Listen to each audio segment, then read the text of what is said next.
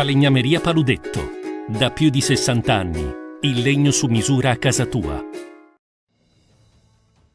TG Plus Sport edizione di Venezia, buonasera.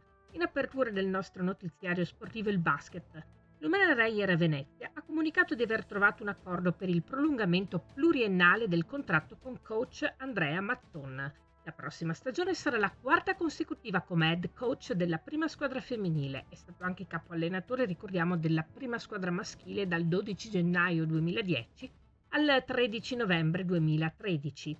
In cui ha collezionato 129 presenze con un bilancio di 101 vittorie e 28 sconfitte, con il 78% quindi di vittorie.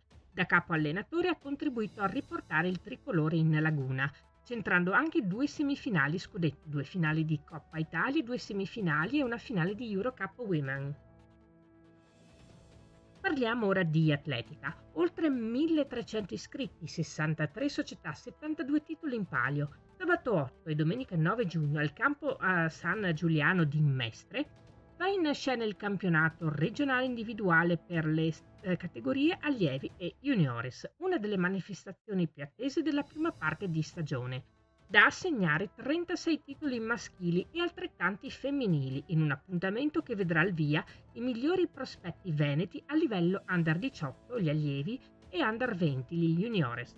Con la rassegna regionale individuale entra nel vivo quindi la stagione. Il weekend mestrino, organizzato dall'Athlon San Giuliano, offrirà l'opportunità di un significativo test di efficienza, andando a caccia dei titoli regionali. Inizio gare sabato alle 13 e domenica alle 14.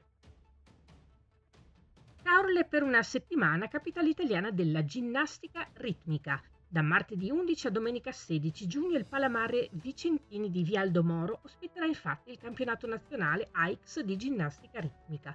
Oltre 1300 ginnasti dagli 8 anni in su, provenienti da tutta Italia, saranno quindi a Caorle per conquistare la vittoria dei titoli in palio per questo campionato, le cui prime 3 giornate saranno dedicate alle competizioni Gold and Silver, quindi delle atlete di maggior livello secondo il format di Feder Ginnastica, mentre le gare del fine settimana saranno riservate alle competizioni di categoria promozionale e dilettantismo.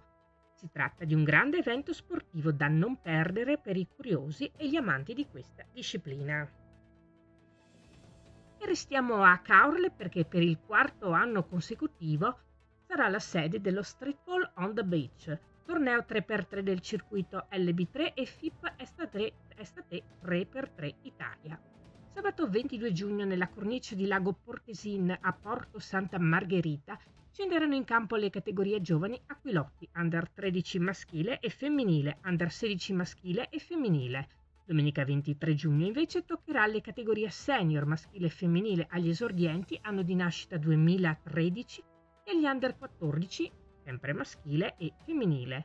Le squadre vincenti di ogni categoria si assicureranno l'accesso alle finali nazionali LB3. Per info ed iscrizioni online ci si può collegare all'indirizzo che vedete in sovraimpressione. L'evento è organizzato da Fun Nation in collaborazione con il comune di Caorle. E chiude qui il nostro notiziario. Grazie per essere stati con noi. Arrivederci.